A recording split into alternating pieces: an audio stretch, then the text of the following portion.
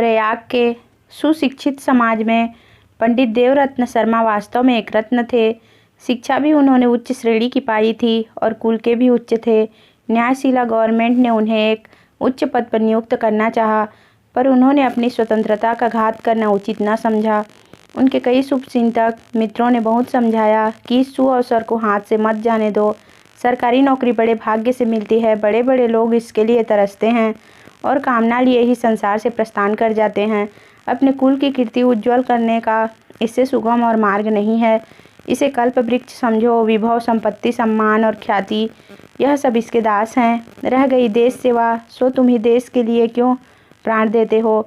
इस नगर में अनेक बड़े बड़े विद्वान और धनवान पुरुष हैं जो सुख चैन से बंगलों में रहते हैं और मोटरों पर हरहराते धूल की आंधी उड़ाते घूमते हैं।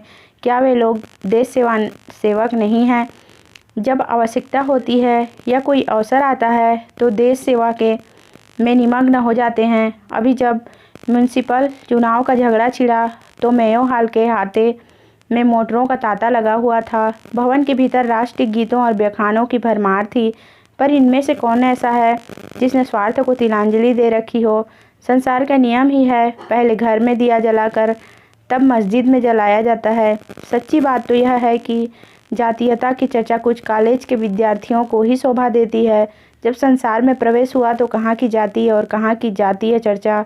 संसार की यही रीति है, फिर तुम ही काजी बनने की क्या जरूरत। यदि सूक्ष्म दृष्टि से देखा जाए तो सरकारी पद पाकर मनुष्य अपने देश भाइयों की जैसी सच्ची सेवा कर सकता है, वैसी किसी अन्य व्यवस्था से कदापि नहीं कर सकता।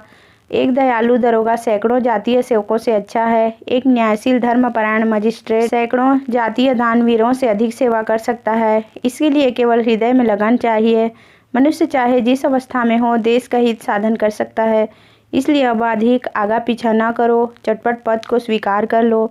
शर्मा जी को और युक्तियाँ कुछ न जची, पर इस अंतिम युक्ति की सारगर्भित में वह इनकार न कर सके। लेकिन फिर भी चाहे नियम परायणता के कारण, चाहे केवल आलस्य के वश, जो बहुधा देश ऐसी दशा में जातीय सेवा का गौरव पा जाता है, उन्होंने नौकरी से अलग रहने में ही अपना कल्याण समझा। उनके इस स्वार्थ त्याग पर कॉलेज के नवयुवकों ने उन्हें खूब बधाइयाँ दी। इस आत्मविजय पर एक जातीय ड्रामा खेला गया जिसके नायक हमारे समाज की उच्च श्रेणियों में इस आत्मत्याग की चर्चा हुई और शर्मा जी को अच्छी खासी ख्याति प्राप्त हो गई। इसी से वह कई वर्षों से जातीय सेवा में लीन रहते थे। इस सेवा का अधिक भाग समाचार पत्रों के अवलोकन में बीतता था, जो जातीय सेवा का ही एक विशेष अंग समझा जाता है। इसके अतिरिक्त वह पत्रों के लिए लेख लिखते, सभाएं करते और उनमें फड़कते हुए बखान देते। शर्मा जी फ्री लाइब्रेरी के सेक्रेटरी, स्टूडेंट्स एसोसिएशन के सभापति, सोशल सर्विस लीग के सहायक मंत्री और प्राइमरी एजुकेशन कमेटी के संस्थापक थे। कृषि संबंधी विषयों से उन्हें विशेष प्रेम था। पत्रों में जहाँ कहीं किसी नई खाद या किसी नवीन आविष्कार का वर्णन देखते, तत्काल उस पर लाल पेंसिल से निशान कर देते और अपने लेखों में उसकी चर्चा करते थे। किंतु शहर से थोड़ी दूर पर उनका एक बड़ा ग्राम होने पर भी वह अपने किसी आसामी से परिचित न थे। यहाँ तक कि कभी प्रयाग के सरकारी कृषि क्षेत्र की सैर करने भी न गए थे। उसी मोहल्ले में एक लाला बाबूलाल रहते थे। वह एक वकील के मुहर्रिर थे, थोड़ी सी उर्दू हिंदी जानते थे और उसी से अपना काम भली भांति चला लेते थे। सूरत शक्ल के कुछ सुंदर न थे। उस शक्ल पर मऊ के चारखाने की लंबी और भी शोभा देती थी। जूता भी देसी ही पहनते थे, यद्यपि कभी कभी वे कड़वे तेल से उसकी सेवा किया करते, पर वह नीच स्वभाव के अनुसार उन्हें काटने से न चूकता था। बेचारे को साल के 6 महीने पैरों में मलहम लगानी पड़ती। बहुधा नंगे पांव कचहरी जाते, पर कंजूस कहलाने के भय से जूते को हाथ में ले जाते। जिस ग्राम में शर्मा जी की जमींदारी थी, उसमें कुछ थोड़ा सा हिस्सा उनका भी था। इस नाते से कभी कभी उनके पास आया करते थे। हाँ, तातील के दिनों में गांव चले जाते। शर्मा जी को उनका आकर बैठना नागवार मालूम देता, विशेषकर जब वह फैशनेबल मनुष्यों की उपस्थिति में आ जाते। मुंशी जी भी कुछ ऐसी स्थूल दृष्टि के पुरुष थे कि उन्हें अपना अनमिलापन बिल्कुल दिखाई न देता। सबसे बड़ी आपत्ति यह थी कि वे बराबर कुर्सी पर डट जाते, मानो हंसों में कौआ।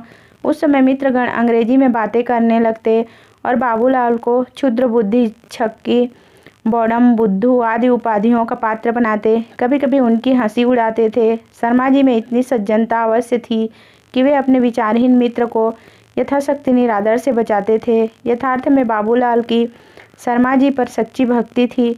एक तो वह बीए पास थे, दूसरे वह देशभक्त थे। बाबूलाल जैसे विद्याहीन मनुष्य का ऐसे रत्न को आदरणीय समझना कुछ अस्वाभाविक न था। एक बार प्रयाग में प्लेग का प्रकोप हुआ। शहर के रईस लोग निकल भागे। बेचारे गरीब चूहों की भांति पटपटा मरने लगे। शर्मा जी ने भी चलने की ठानी, लेकिन सोशल सर्विस लीग के वे मंत्री ठहरे। ऐसे अवसर पर निकल भागने में बदनामी का भय था। बहाना ढूंढा। लीग के प्रायः सभी लोग कॉलेज में पढ़ते थे। उन्हें बुलाकर इन शब्दों में अपना अभिप्राय प्रकट किया। मित्रविंद, आप अपनी जाति के दीपक हैं। आप ही इस मरणोन्मुख जाति के आशा स्थल हैं। आज हम पर विपत्ति की घटाएं छाई हुई हैं। ऐसी अवस्था में हमारी आंखें आपकी ओर न उठे तो किसकी ओर उठेगी। मित्र, इस जीवन में देश सेवा के अवसर बड़े सौभाग्य से मिला करते हैं। जानता है कि परमात्मा ने तुम्हारी परीक्षा के लिए ही यह वज्र प्रहार किया हो। जनता को दिखा दो कि तुम वीरों का हृदय रखते हो, जो कितने ही संकट पड़ने पर भी विचलित नहीं होता। हाँ, दिखा दो कि वह वीर प्रसवनी पवित्र भूमि जिसने हरिश्चंद्र और भरत को उत्पन्न किया, आज भी शून्य गर्भा नहीं है। जिस जाति के युवकों में अपने पीड़ित भाइयों के प्रति ऐसी करुणा और यह अटल प्रेम है, वह संसार में सदैव यश कीर्ति की भागी रहेगी। आइए हम कमर बांधकर कर्म क्षेत्र में उतर पड़ें। इसमें संदेह नहीं कि काम कठिन है, राह बिहड़ है। आपको अपने आमोद प्रमोद, अपने हॉकी टेनिस, अपने मिल और मिल्टन को छोड़ना पड़ेगा। हिचकोगे, हटोगे और मुंह फेर लोगे, परंतु भाइयों, जातीय सेवा का स्वर्गीय आनंद सहज में नहीं मिल सकता।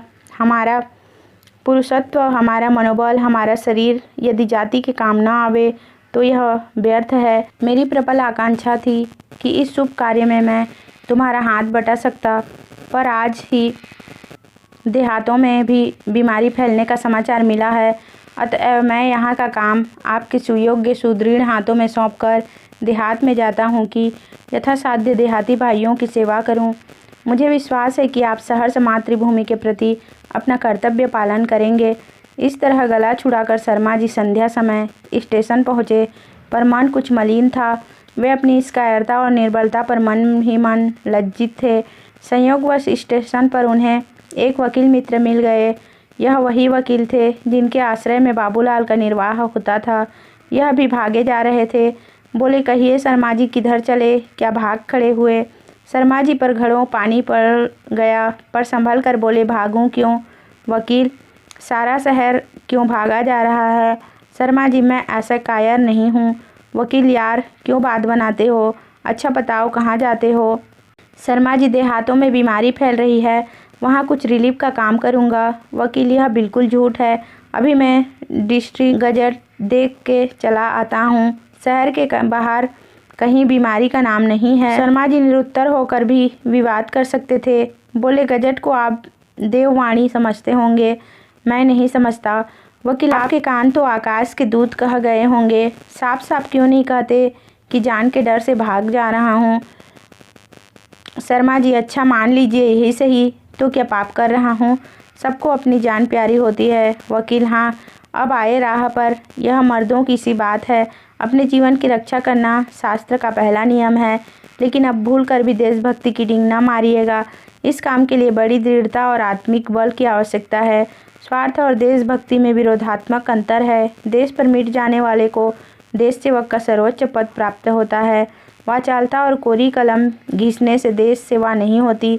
कम से कम मैं तो अखबार पढ़ने को यह गौरव नहीं दे सकता। अब कभी बढ़ बढ़ कर बातें न कीजिएगा। आप लोग अपने सिवा सारे संसार को स्वार्थांध समझते हैं, इसी से कहता हूँ। शर्मा जी ने उदंडता का कुछ उत्तर न दिया। घृणा से मुँह फेर कर गाड़ी में बैठ गए। तीसरे ही स्टेशन पर शर्मा जी उतर पड़े। वकील की कठोर बात से खिन्न हो रहे थे। चाहते थे कि उसकी आँख बचाकर निकल जाएं, पर देख ही लिया और हंसकर बोला, क्या आपके ही गांव में प्लेग का दौरा हुआ है? शर्मा जी ने कुछ उत्तर न दिया। बहली पर जा बैठे। कई बेगार हाजिर थे। उन्होंने असबाब उठाया। फागुन का महीना था। आमों के बौर से महकती हुई मंद मंद वायु चल रही थी। कभी कभी कोयल की सुरीली तान सुनाई दे जाती थी। खलिहानों में किसान आनंद से उन्मत्त होकर फाग गा रहे थे, लेकिन शर्मा जी को अपनी फटकार पर ऐसे ग्लानि हो थी कि इन चित्ता आकर्षक वस्तुओं का उन्हें कुछ ध्यान ही न हुआ। थोड़ी देर बाद वे गांव में पहुंचे। शर्मा जी के स्वर्गवासी पिता एक रसिक पुरुष थे। एक छोटा सा बाग, छोटा सा पक्का कुआं, बंगला, शिवजी का मंदिर, यह सब उन्हीं के कीर्ति चिन्ह थे।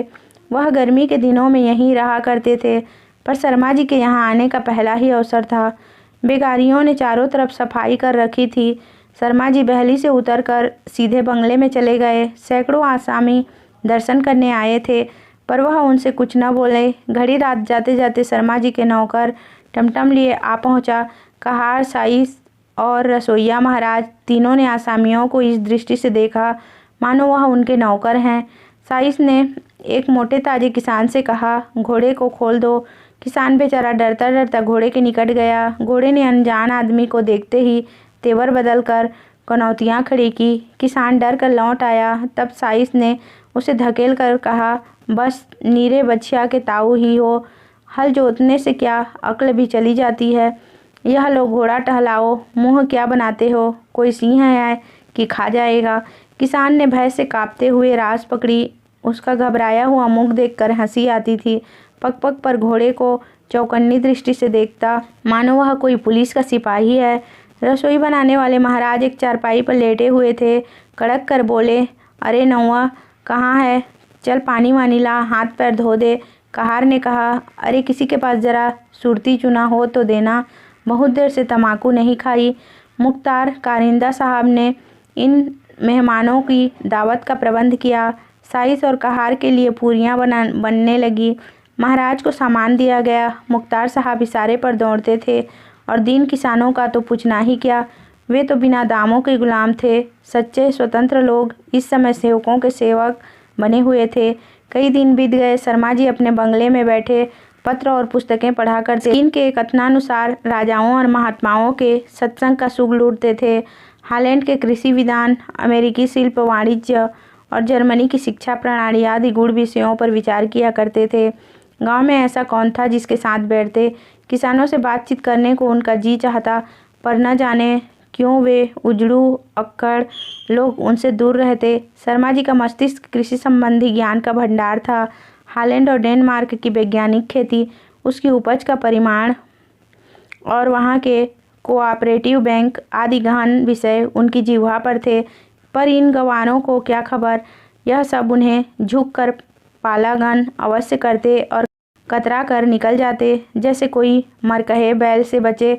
यह निश्चय करना कठिन है कि शर्मा जी की उनसे वार्तालाप करने की इच्छा में क्या रहस्य था, सच्ची सहानुभूति या अपनी सर्वज्ञता का प्रदर्शन। शर्मा जी की डाक शहर से लाने और ले जाने के लिए 2 आदमी प्रतिदिन भेजे जाते। वह लुई कुने की जल चिकित्सा के भक्त थे, मेवों का अधिक सेवन करते थे। एक आदमी इस काम के लिए भी दौड़ाया जाता था।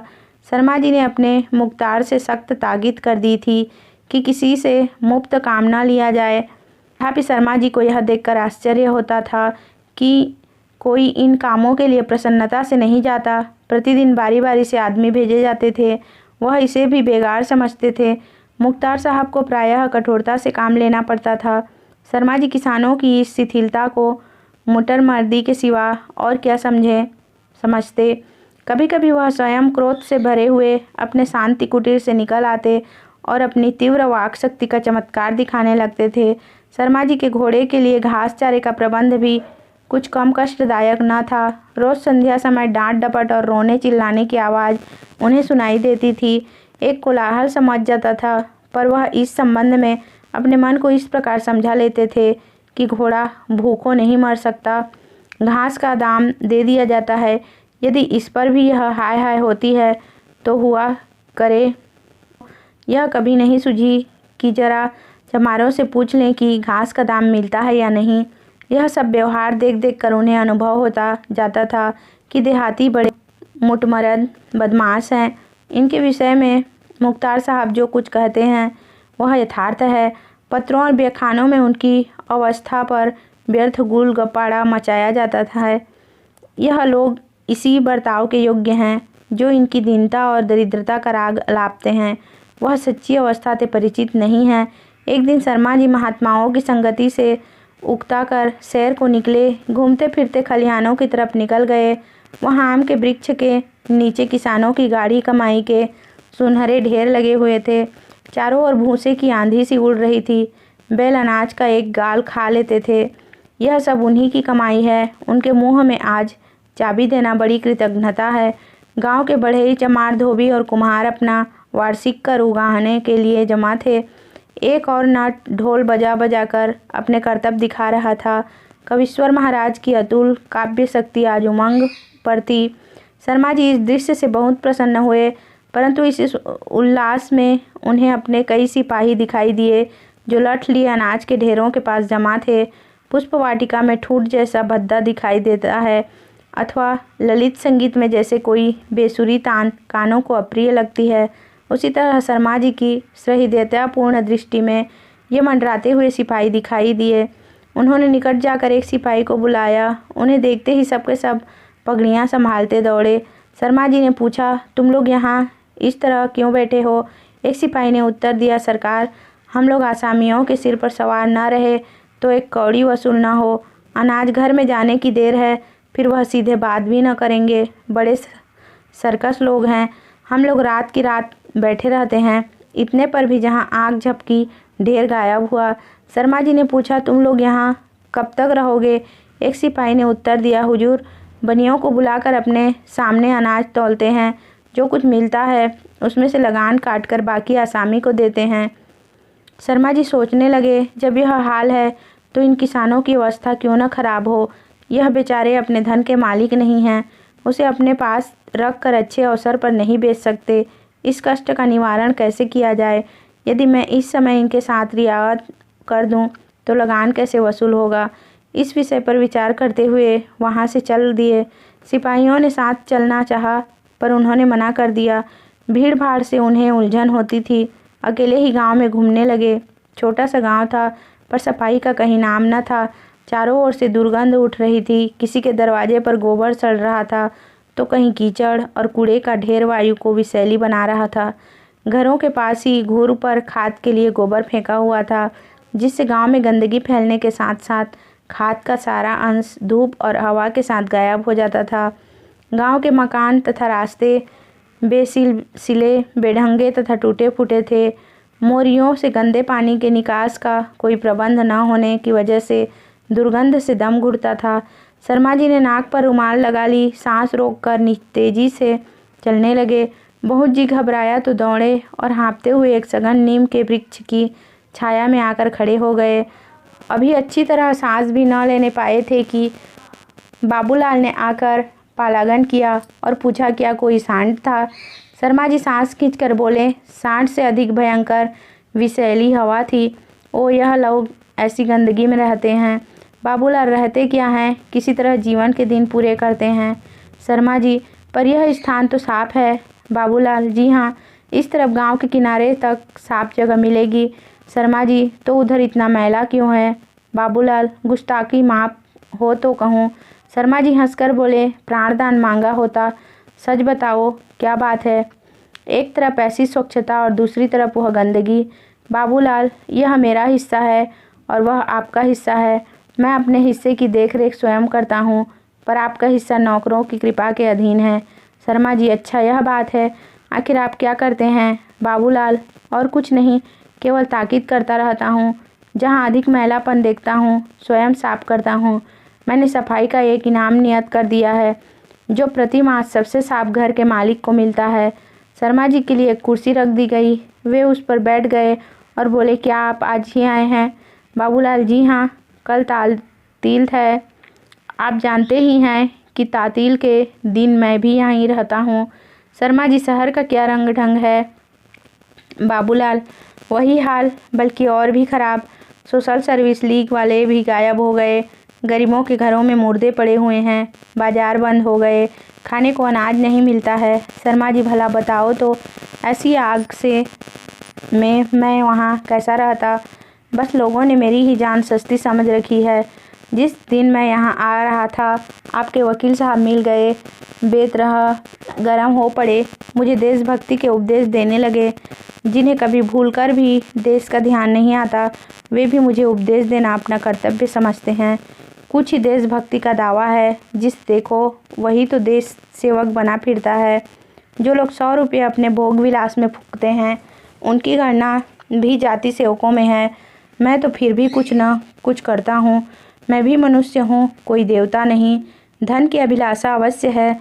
मैं जो अपना जीवन पत्रों के लिए लेख लिखने में काटता हूँ, देश हित की चिंता में मग्न रहता हूँ, उसके लिए मेरा इतना सम्मान बहुत समझा जाता है।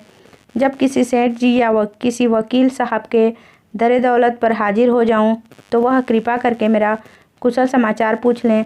उस पर भी यदि दुर्भाग्यवश किसी चंदे के संबंध में जाता हूं, तो लोग मुझे यम का दूत समझते हैं, ऐसे रुखाई का व्यवहार करते हैं जिससे सारा उत्साह भंग हो जाता है। यह सब आपत्तियां तो मैं झेलूं, पर जब किसी सभा का सभापति चुनने का समय आता है, तो कोई वकील साहब इससे पात्र समझे जाते हैं, जिन्हें अपने धन के सिवाय उक्त पद का कोई अधिकारी नहीं। तो भाई, जो गुड़ खाया वह कान छिदावे। देश हितैषियों का पुरस्कार यही जातीय सम्मान है। जब वहाँ तक मेरी पहुँच ही नहीं, तो व्यर्थ जान क्यों दूँ।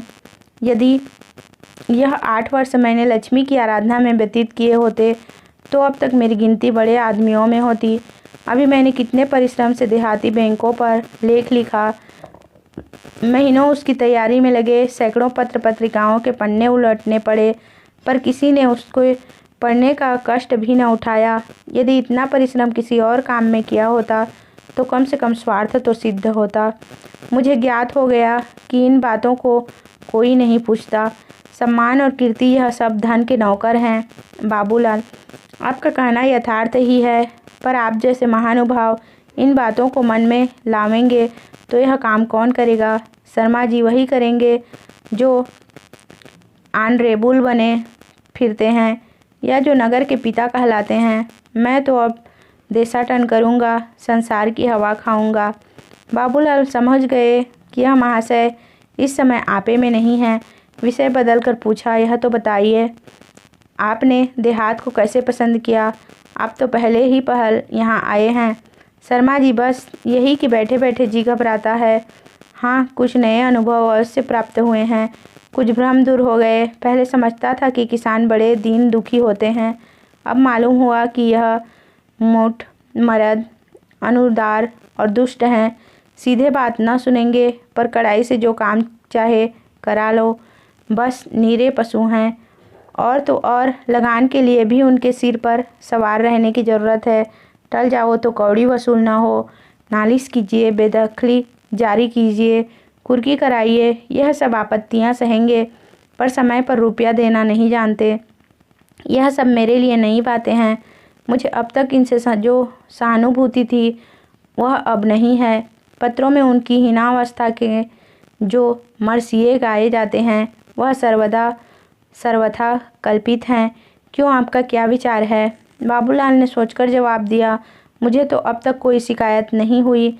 मेरा अनुभव यह है कि यह लोग बड़े सीलवान, नम्र और कृतज्ञ होते हैं, परंतु उनके ये गुण प्रकट में नहीं दिखाई देते।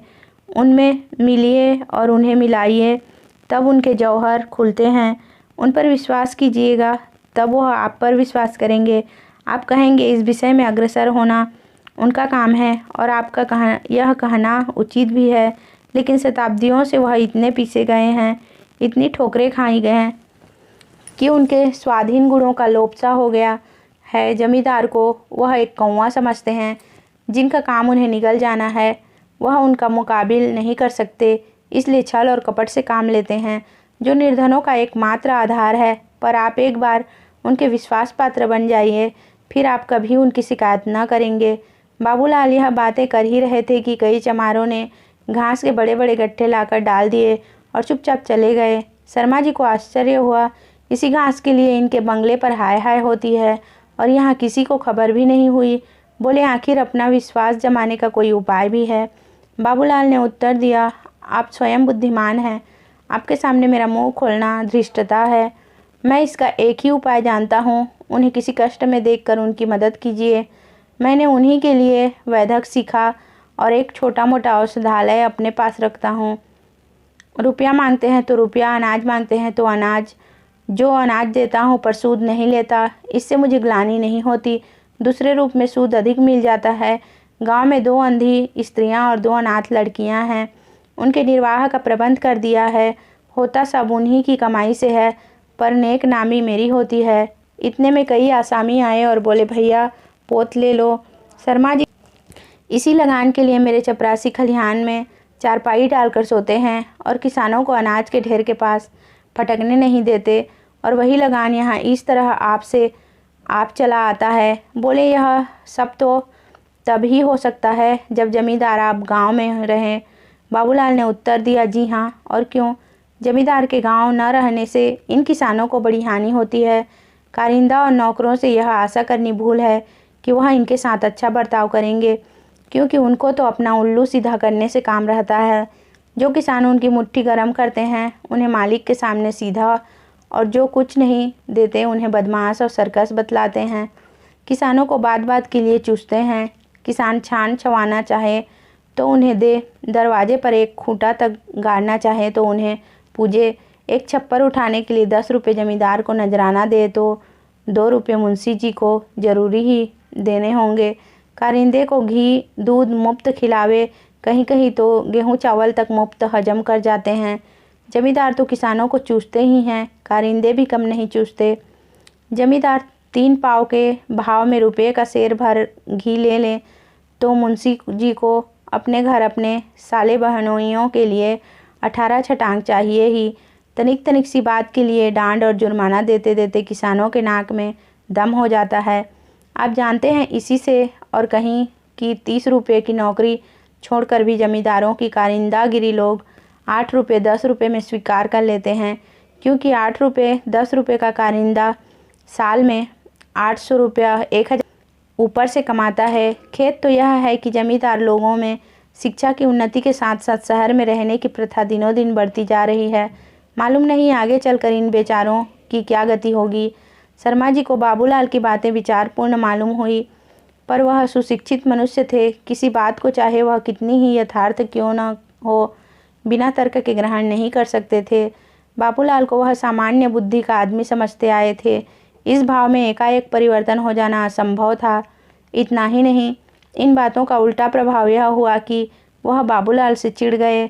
उन्हें ऐसा प्रतीत हुआ कि बाबूलाल अपने सुप्रबंध के अभिमान में मुझे तुच्छ समझता है, मुझे ज्ञान सिखाने की चेष्टा करता है।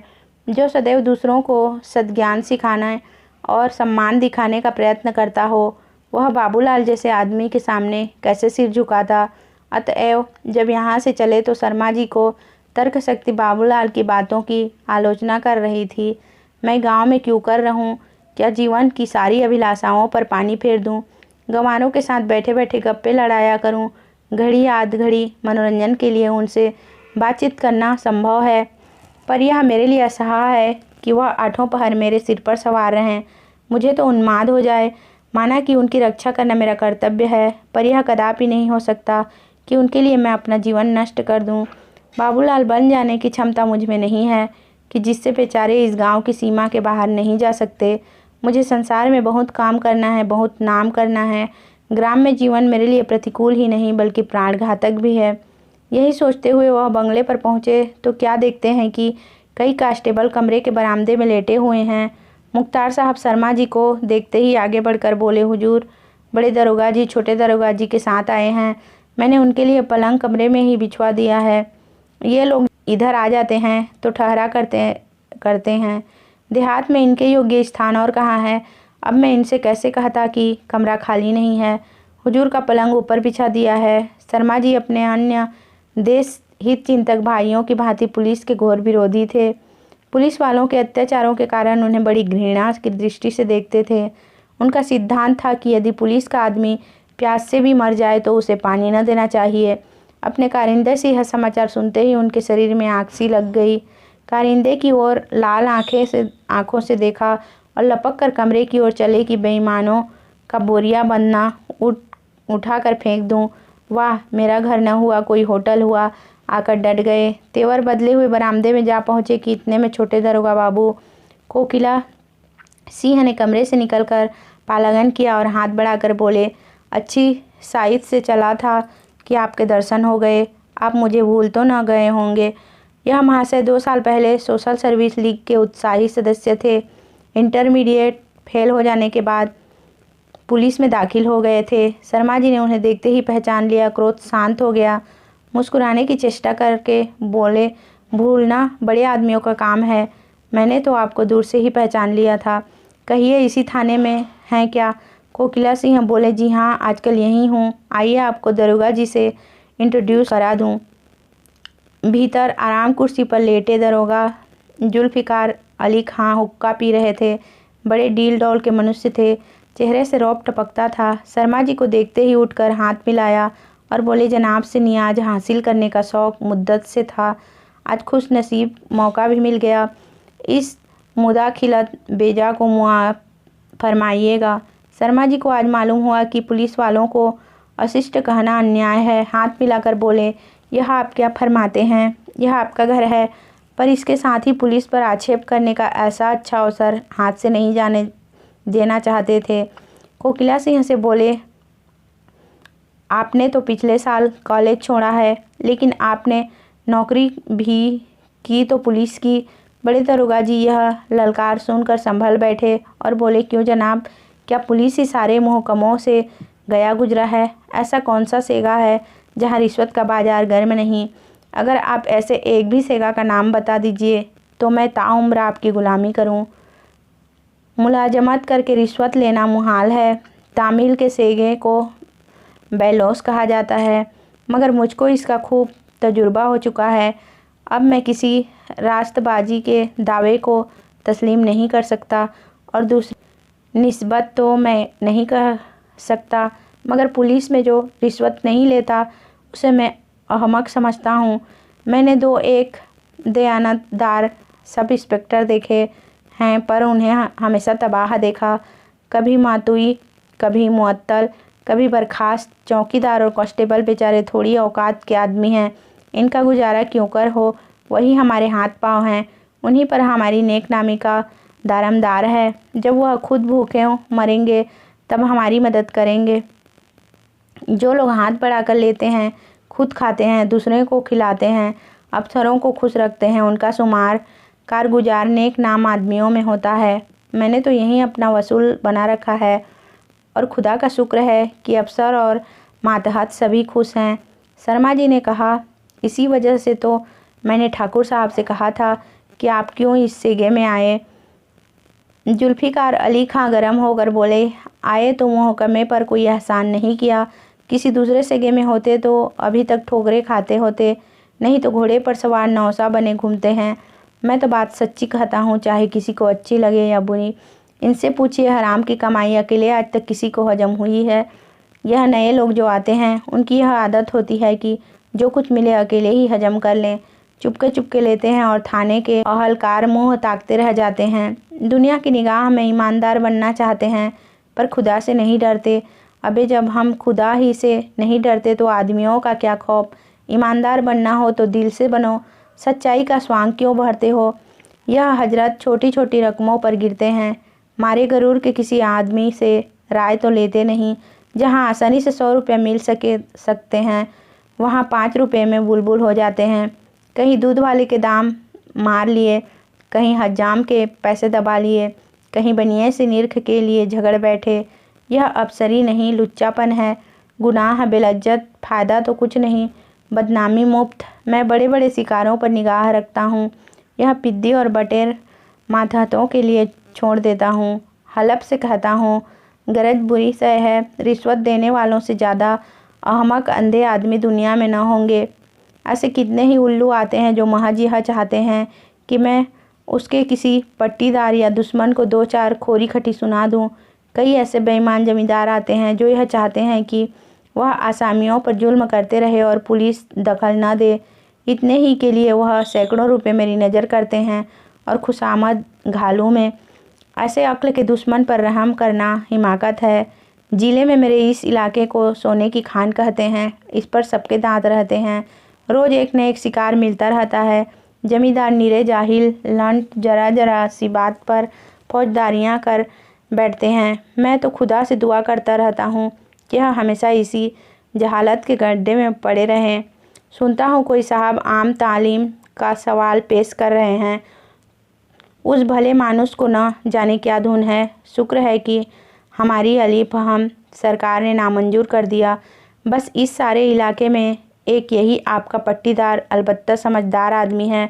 उसके यहाँ मेरी या और किसी की दाल नहीं गलती, और लुप्त यह है कि कोई उससे नाखुश नहीं, बस मीठी मीठी बातों से मन भर देता है। अपने आसामियों के लिए जान देने को हाजिर और हलफ से कहता हूँ कि अगर मैं जमींदार होता तो इसी शख्स का तरीका अख्तियार करता। जमींदार का फ़र्ज है कि अपने आसामियों को जुल्म से बचाए, उन पर शिकारियों का वार न होने दे। बेचारे गरीब किसानों की जान से तो सभी ग्राहक होते हैं, और हलफ से कहता हूँ उनकी कमाई उनके काम नहीं आती, उनकी मेहनत का मज़ा हम लूटते हैं। यूँ तो ज़रूरत से मजबूर होकर इंसान क्या नहीं कर सकता, पर हक़ यह है कि इन बेचारों की हालत वाकई रहम के काबिल है, और जो शख्स उनके लिए सीना सीपर हो सके उसके कदम चूमने चाहिए। मगर मेरे लिए तो वही आदमी सबसे अच्छा है जो शिकार में मेरी मदद करे। शर्मा जी ने इस बकवाद को बड़े ध्यान से सुना। वह रसिक मनुष्य थे, इसकी मार्मिकता पर मुग्ध हो गए। सहृदयता और कठोरता के ऐसे विचित्र मिश्रण से उन्हें मनुष्य के मनोभाव का एक कौतूहलजनक परिचय प्राप्त हुआ। ऐसी वक्तृत्व का उत्तर देने की कोशिश करना व्यर्थ था। बोले, क्या कोई तहकीकात है या महज गश्त? दरोगा जी बोले, जी नहीं, महज गश्त। आजकल किसानों के फसल के दिन हैं, यही ज़माना हमारी फसल का भी है। शेर को भी तो मांद में बैठे बैठे शिकार नहीं मिलता, जंगल में घूमता है। हम भी शिकार की तलाश में हैं। किसी पर खुफिया फरोशी का इल्ज़ाम लगाया, किसी को चोरी का माल खरीदने के लिए पकड़ा, किसी को हमल हराम का झगड़ा उठाकर फांसा। अगर हमारे नसीब से डाका पड़ गया तो हमारी पांचों उंगलियां घी में समझिए।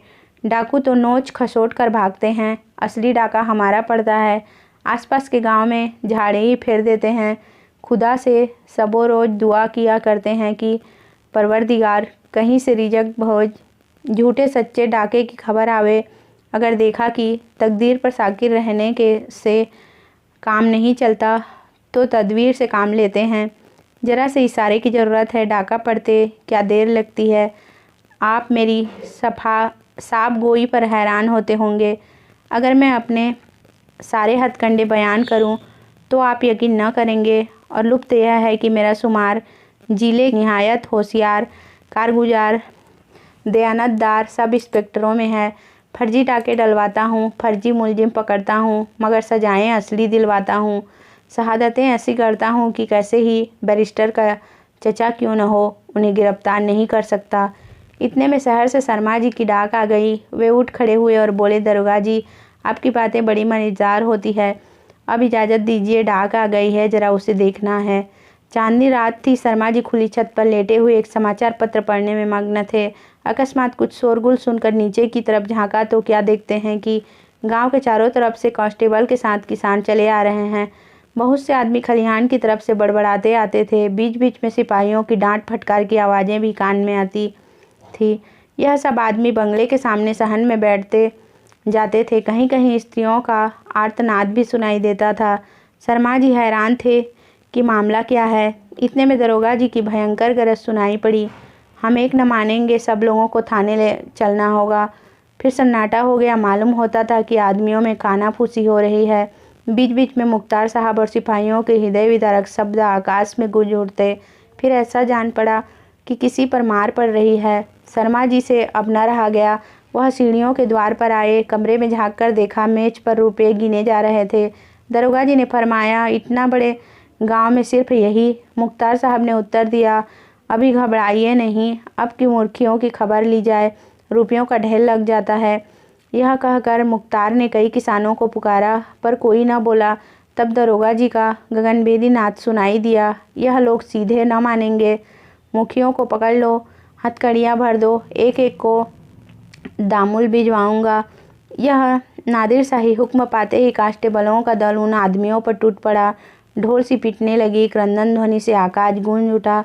शर्मा जी का रक्त तो खौल रहा था। उन्होंने सदैव न्याय और सत्य की सेवा की थी। अन्याय और निर्दयता का यह करुणात्मक अभियान उनके लिए असहा था। अचानक किसी ने रोकर कहा, दोहाई सरकार की, मुख्तार साहब हम लोगन को हक नाहक मरवाए डारत हैं। शर्मा जी क्रोध से कांपते हुए धम धम कोठे से उतर पड़े। यह दृढ़ संकल्प कर लिया कि मुख्तार साहब को मारे हंटरों के गिरा दूं, पर जन सेवा में मनोवेग को दबाने की बड़ी प्रबल शक्ति होती है। रास्ते ही में संभल गए। मुख्तार को बुलाकर कहा, मुंशी जी आपने यह क्या गुल गबाड़ा मचा रखा है। मुख्तार ने उत्तर दिया, हुजूर दरोगा जी ने इन्हें एक डाके की तहकीकात में तलब किया है। शर्मा जी बोले, जी हाँ, इस तहकीकात का अर्थ मैं खूब समझता हूँ। घंटे पर से इसका तमाशा देख रहा हूँ। तहकीकात हो चुकी या कसर बाकी है।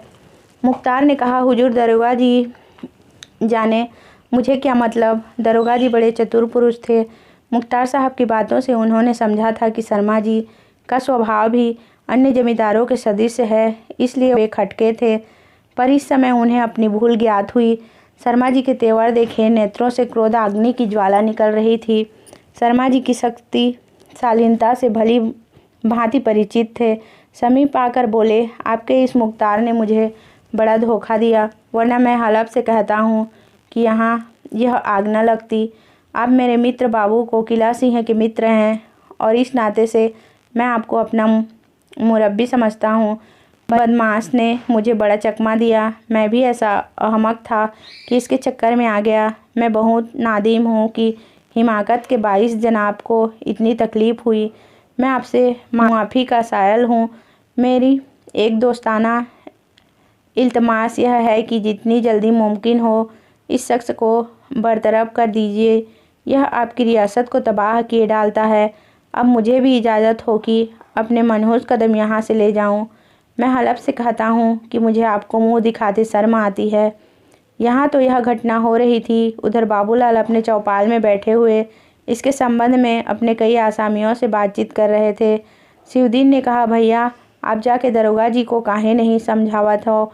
राम राम, ऐसा न अंधेर। बाबूलाल, भाई मैं दूसरे के बीच में बोलने वाला कौन। शर्मा जी तो वही हैं, वह आप ही बुद्धिमान हैं, जो उचित होगा करेंगे। यह आज कोई नई बात थोड़े ही है। देखते तो हो आए दिन एक नए को उपद्रव मचा ही रहता है। मुख्तार साहब का इसमें भला होता है। शर्मा जी से मैं इस विषय में इसलिए कुछ नहीं कहता कि शायद वे यह समझें कि मैं ईर्ष्या व शिकायत कर रहा हूँ। रामदास ने कहा, शर्मा जी कोठा पर हैं और नीचू बेचारन पर मार पड़त है। देखा नहीं जात है, जिसने मुराद पाए जात है उनका छोड़ देत है। मौका तो जान पड़त है कि ई तहकीकात सहकीकात सब रुपयन के खातिर कीन जात है। बाबूलाल, और काहे के लिए की जाती है। दरोगा जी ऐसे ही शिकार ढूंढा करते हैं। लेकिन देख लेना शर्मा जी, अब की मुख्तार साहब की ज़रूर खबर लेंगे। वह ऐसे वैसे आदमी नहीं है कि यह अंधेर अपनी आंखों से देखें और मौन धारण कर लें। हाँ यह तो बताओ, अब की कितनी ऊख बोई है। रामदास, ऊख बोए ढेर रहे, मुदा दुष्टन के मारे बचे पावे। तू मानत नहीं भैया, पर आँखन देखी बात है कि कराह के कराह रस जर गवा और छटांको भर माल न पड़ा। न जानी अस कौन मंतर मार देत है। बाबूलाल, अच्छा अब की मेरे कहने से यह हानि उठा लो। देखूं ऐसा कौन बड़ा सिद्ध है जो कराही का रस उड़ा देता है। ज़रूर इसमें कोई न कोई बात है। इस गांव में जितने कोल्हू ज़मीन में गड़े पड़े हैं उनसे विदित होता है कि पहले यहाँ ऊख बहुत होती थी, किंतु अब बेचारी का मुँह भी मीठा नहीं होने पाता। शिवदीन, अरे भैया हमारे होश में ही सब कोल्हू चलत रहे हैं। मांग पूस में रात भर गांव में मेला लगा रहा, पर जब से ही नासिनी विद्या फैली है तब से कोऊ काऊ के नेरे जाए का हियाव नहीं परत है। बाबूलाल, ईश्वर चाहेंगे तो फिर वैसे ही ऊख लगेगी। अब कि मैं इस मंत्र को उलट दूंगा। भैया यह तो बताओ, अगर ऊख लग जाए और माल पड़े तो तुम्हारी पट्टी में 1000 का गुड़ हो जाएगा। हरकू ने हंसकर कहा, भैया कैसी बात कहते हो। 1000 तो 5 बीघा में मिल सकत है। हमारी पट्टी में 25 बीघा से कम ऊख नहीं था। कुछ न पड़े तो 2500 कहूँ नहीं गाये हैं। बाबूलाल, तब तो आशा है कि कोई 50 रुपये बयाई में मिल जाएंगे। यह रुपये गांव की सफाई में खर्च होंगे। इतने में एक युवा मनुष्य दौड़ता हुआ आया और बोला, भैया वो तहकीकात देख गई रही। दरोगा जी सबका डांटत मारत रहे। देवी मुखिया बोला, मुख्तार साहब हमका चाहे काट डारो मुदा हम एक कौड़ी न देवे। थाना कचहरी जहाँ कहो चले को तैयार है। ई सुन के मुख्तार लाल हुई गयन।